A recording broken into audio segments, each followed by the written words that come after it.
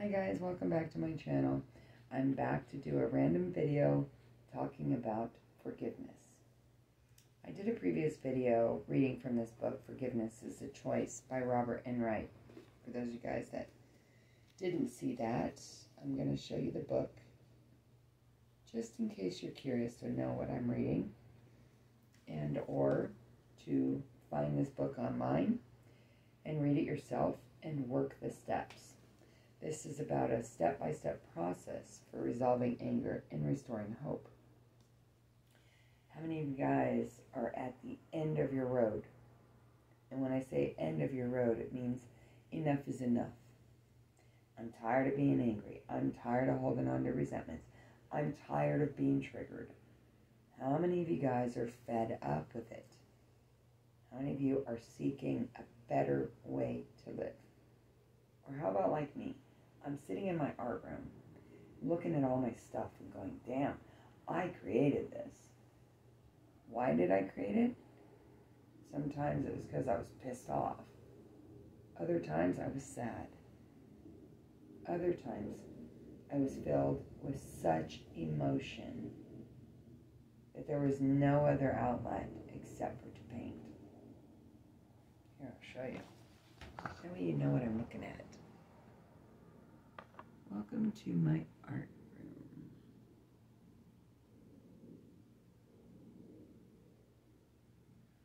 This is where I come when I want to get out of my head. Yes, I've been spending a lot of time in here. I just started another piece tonight.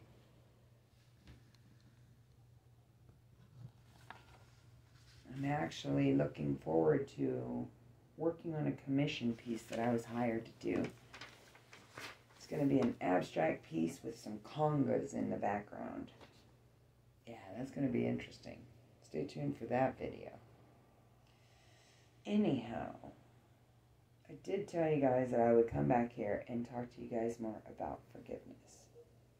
Now for me, I spent years thinking that I've forgiven. Come to realize later, years later even, when faced with adversity or something that triggered me, it all comes back up to the surface, and at that point I realized that maybe I haven't forgiven. Maybe I am still hanging on to anger and resentment for things that have happened to me in the past. Now, how many of you guys are tired of bullies? How many of you are tired of being picked on, pushed around, manipulated, lied to, cheated on, or, betrayed? How many of you guys are ready for change? That's what I'm getting at. Me. I've been changing, Forgive me as I get this video started. Sometimes I get stuck in my own mind where it's like I'm thinking of something to say, but it comes out opposite. So bear with me as I get through this video. I want to talk to you guys about the guideposts for forgiving, okay? In this book, they talk about the 4 phases to honestly forgive. The first phase is uncovering your anger. The second phase is deciding to forgive. The third phase is working on the forgiveness.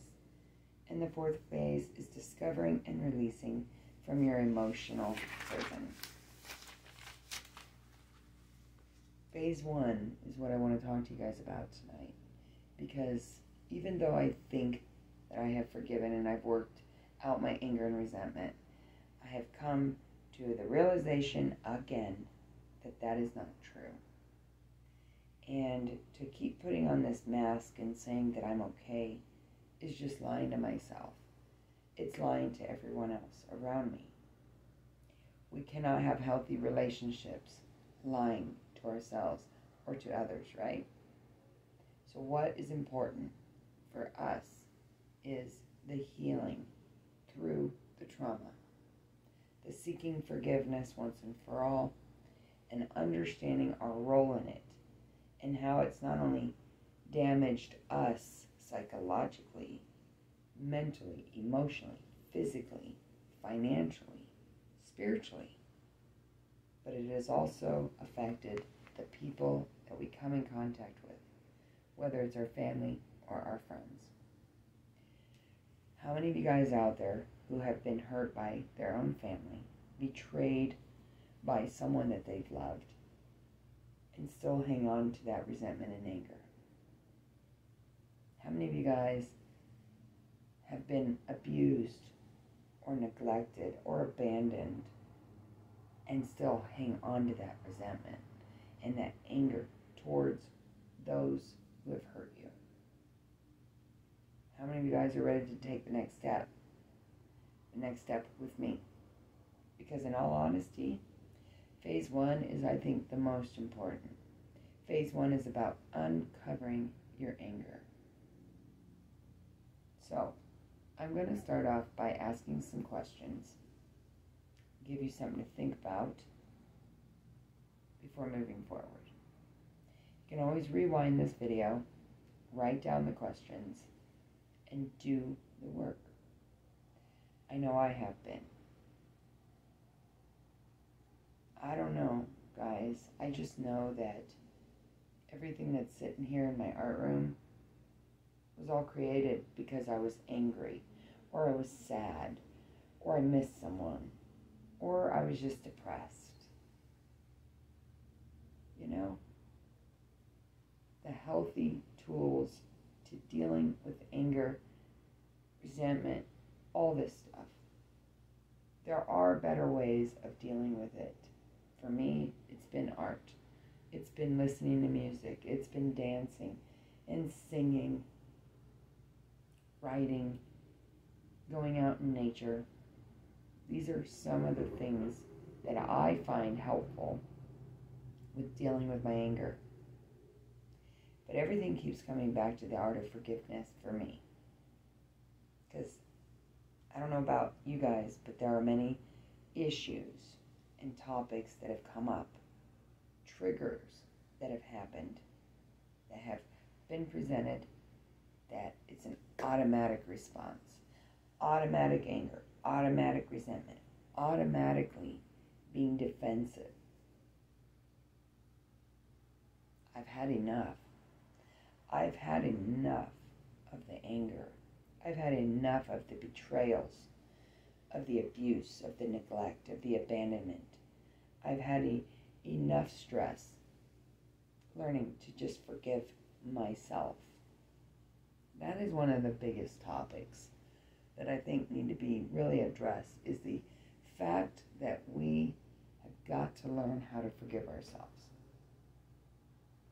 In this book, it talks about forgiving the other person and giving them a gift and all these things, and you know, it's basically saying that if you forgive, you can forget. But in actuality, it really is not saying that. It's more talking about how to be open and honest with ourselves about the anger and the resentments that we're holding on to. Why are we holding on to them? Do you know why you're holding on to them? Do you really honestly think that you have forgiven?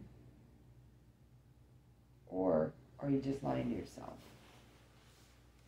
So phase 1 is uncovering your anger. These are questions from the book, Forgiveness is a Choice, that I myself am working on.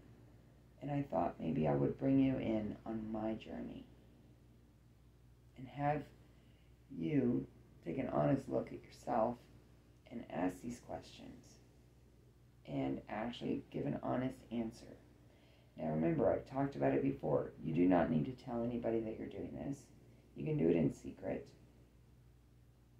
You know, type it up on your computer and save it in a random file. Take out a notebook like I do, a brand new notebook. Use this on a daily basis to just answer one question a day. Forgiveness does not have a time limit. Everybody forgives differently. Everybody works on things differently. For me, I find the best time to work on stuff like this at like 4 a.m. My body and my mind tend to wake up really early, but I love it because it's the quietest time for me where everyone's asleep. It's dead silent. I got no one around but me. Question 1. How have you avoided dealing with your anger? That's the first question. How have you avoided dealing with your anger? Question 2. Have you faced your anger? Question 3. Are you afraid to expose your shame or guilt? It's a good question. Next question. Has your anger affected your health? Yes, it has. I can honestly say anger has affected my health. I would have never thought to ask myself that question in regards to forgiveness. Another question. Have you been obsessed about the injury or the offender?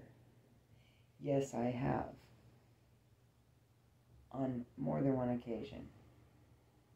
Another question. Do you compare your situation with that of your offender? Let me ask that again. Do you compare your situation with that of your offender? Do you look at what they have and say, well, they offended me, but yet they're still out there walking the streets. They have such a good life. How come they're living this good life if they offended me? Now, the offense could be minor or major. For me, I'm going to answer this question right now with you because it's what came to my mind. The one thing that I suffer with and still do to this day is the injustice of what happened to me back in 2014. In 2014, I was assaulted by my stepson. He strangled me and tried to kill me. When the cops showed up at the house that day, my ex, Jake and Sally's dad, told the police that I forced myself into the house and that I attacked my stepson. He locked up the house. He told the cops a bunch of lies and BS. And even though I was the victim and the report was filed, it wasn't until 2 weeks later that I found out that I had been placed down as a suspect. Not the victim, but the suspect. Upon reading the report, everything was falsified. It said that I attacked him. And to this day, all these years later, the offender is still walking the streets. The offender was never arrested, and the offender is still living with my children. So, do I compare my situation with that of the offender? Yes, because I want to know why is he still walking the streets? Why did he get away with it? Why is he living his good life after everything that he did? This is one of the reasons why forgiveness for me is a choice. Why looking at my own anger and my own resentments towards people and things and places that have hurt me is so important. And it's like something that I have to regain my power back with. It's like I have to face this anger. I have to do the work.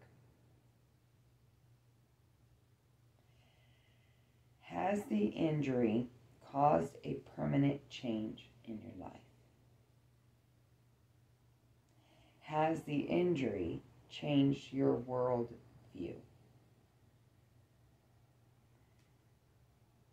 All of these questions here, I can honestly go through and answer each and every one of them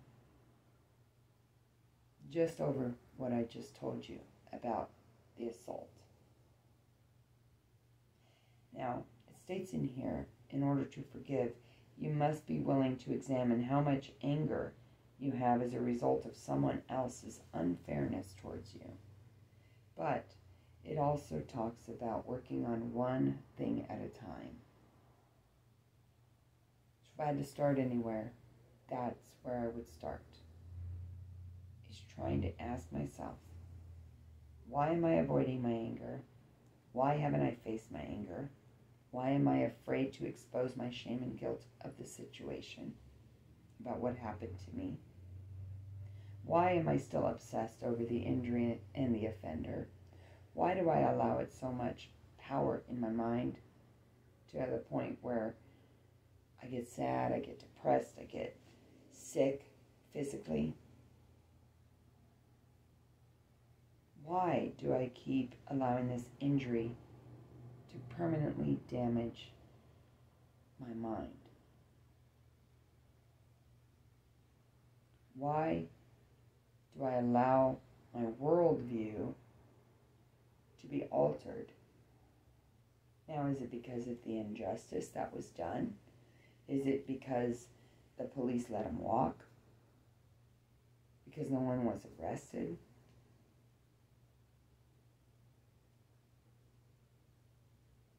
Please comment below a situation that you're going through in your life, kind of like what I just talked about, that you'd be willing to work on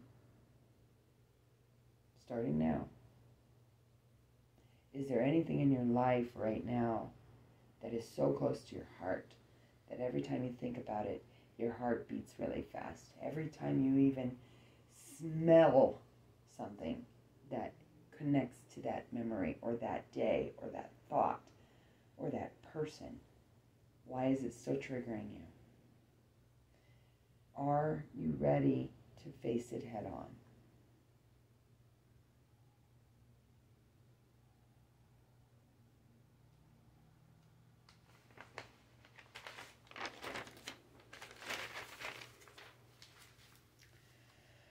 Realizing that you are angry is painful. However, pretending nothing happened or hiding from the pain does not help. You must be honest with yourself about that suffering and admitting that you did suffer. So I wrote this in my notes at the bottom, and I think I'm going to end it with that right there. But I want to read something that I wrote. Now, when I first started doing these notes, it was back on March 12th. So you might be able to find the previous video that I did, and you can watch that too. Or let me know things that you're working on or that you need to work on as far as forgiveness. There are steps that I wrote down here that I can do to let it out. One of them is talk it out, walk it out, cry it out, scream it out, sing it out, paint it out, wait it out. I have tried every single one of these things. So why am I still angry?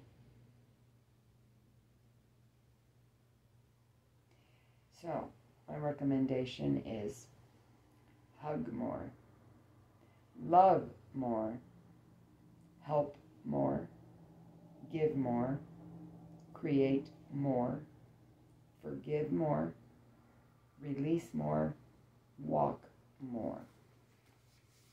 These are a few things that I've done to help myself through the triggering moments, through facing my children on our visits, knowing that my stepson, who hurt me, is still in the home. Hearing the stories from my kids. Oh, well, he's being nice today, Mom.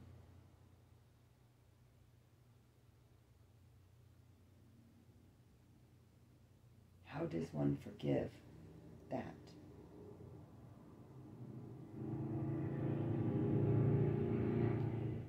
I will leave it at that. And I will keep checking back and seeing how you guys are doing. Because once we get through phase 1 of really examining the anger and the resentments and the shame and the guilt and what we're really hanging on to and why we're still pissed off, we move on to phase 2, which is the decision. Deciding to forgive. Decide that what you have been doing hasn't worked. Be willing to begin the forgiveness process and decide to forgive. That just answered it right there. Decide that what you have been doing hasn't worked. So if it's not working, what can we do differently? What are you guys doing differently to let go of what's happened to you? How many of you guys are finally at the point now where you're deciding that enough is enough? How many of you are willing to begin the forgiveness process? That is just a little short story about why it's so important for me to do these videos and talk about it. Because my story, what has happened to me, has led me down this path of healing arts, of seeing different ways through my trauma, expressing myself in different ways without anger and hatred and screaming and yelling and cursing and stuff that I used to do. I used to be that person. I've come a long way in the last 10 years.